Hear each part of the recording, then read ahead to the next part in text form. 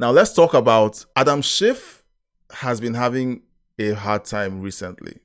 And here's a recent report. And let's hear what the White House press secretary has to say about it. The president has already said he wants to see Adam Schiff held accountable for the countless lies he told the American people in relation to the Russiagate scandal. I brought Tulsi Gabbard out to this podium to talk to you about all of that, and this administration is taking accountability very seriously. As for this new FBI whistleblower report, I understand Kash Patel last night declassified a 302 FBI document showing that a whistleblower who is a Democrat, a career intelligence officer who worked for Democrats on the House Intel Committee for more than a decade, repeatedly warned the FBI in 2017 that then Rep. Adam Schiff had approved leaking classified information to smear then President Donald Trump over.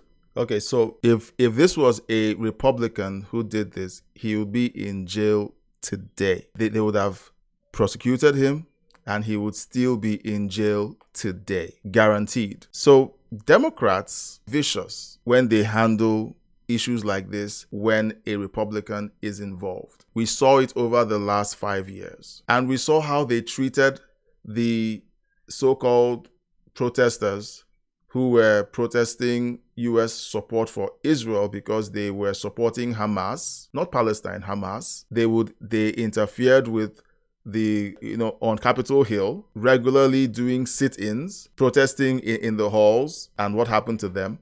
Nothing. So it's interesting to see these things play out. And when we have these conversations in real time or in retrospect, sometimes it feels like you're not sure that these things actually happened. Adam Schiff was reported by a whistleblower to have leaked classified documents. That's jailable. For the Russiagate scandal. This is obviously a bombshell whistleblower report. Hopefully more people in this room will cover it as such. And I have a quote from the FBI director for all of you. He has said this: "For years, certain officials used their positions to selectively leak classified information to shape political narratives. It was all done with one purpose: to weaponize intelligence and law enforcement for political gain. Those abuses eroded public trust in our institutions.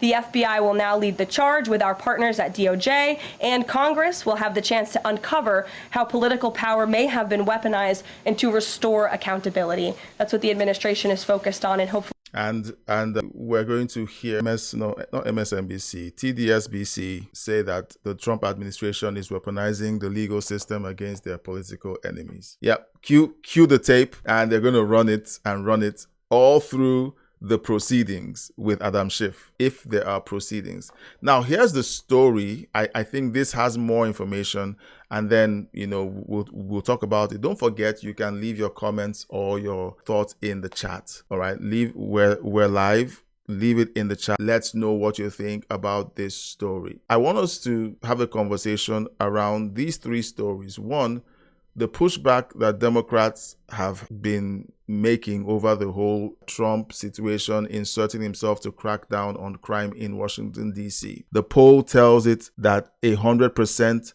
believe that it's the right thing to do. All right. It is 100%. People want their cities to be safer. They want their families to be safe. They want to be safe. They move to safer locations. They don't go to more dangerous locations. It is a human sensation to want safety. For people to go out of their way to say, no, I don't want safety because I don't like the person providing the safety. It's a mental issue. So let's listen to this story, and then we'll give our thoughts on it, and then take your comments. A report this morning alleges an intelligence officer who worked for Democrats on the House Intelligence Committee warned FBI investigators California Senator Adam Schiff authorized leaking classified information over the Russia collusion hoax back in 2017. Well, joining us this morning to discuss this latest headline in that collusion conspiracy scandal is former FBI special agent in charge, Jody Weiss. Jody, good morning to you. This latest information is allegedly from an FBI interview back in 2023 when that whistleblower said that Schiff called this all-staff meeting, and in that meeting, Schiff said the group would leak this classified intel because it was derogatory to Trump and would be used to indict him. Of course, This information, as we now know, is false. But what did you make of this allegation to begin with? You know, Jan, I feel like I'm in another chapter of a Robert Grisham novel. If this is true, this is absolutely shocking. Leaking information is a crime, no doubt about it. Leaking information with the intent to smear a president, with the intent to perhaps indict a president, that should terrify every American in this country, regardless of party. If you think about it, though, I say I'm shocked, and maybe I'm not, because it kind of aligns with the referrals from Tulsi Gabbard, all with the intent to undermine an incoming president. So what I'm going to think interesting about this, just think if this allegation, when they do the investigation, can somehow be tied to the allegations referred by Tulsi Gabbard, then you have a conspiracy. And then the statute of limitation is no longer an issue. So I think as Americans, we just have to be patient and let the investigators follow the evidence. But this is a shocking revelation. Yeah, and I've not seen... So that's interesting. So conspiracy to do stuff like this doesn't, the statutes of limitations don't apply to these sorts of situations. I would say everyone take a breath, relax. These things happen once in a generation. They do. They happen once in a generation. There's a conspiracy to take down someone really powerful. The world shakes about it. Everyone says, oh, how could this be? The world is coming to an end. Everyone freaks out, says things they shouldn't say. And then 20 years later, the world keeps spinning on. Everyone that was involved is dead and gone. The world keeps moving. There's always something like this going on. But, with this going on in the United States, the issue is that consequences for actions like this need to happen. So let's see if eventually we have hearings and indictment and whether this actually goes the distance. I'm very skeptical that it will go the distance. I don't think it will.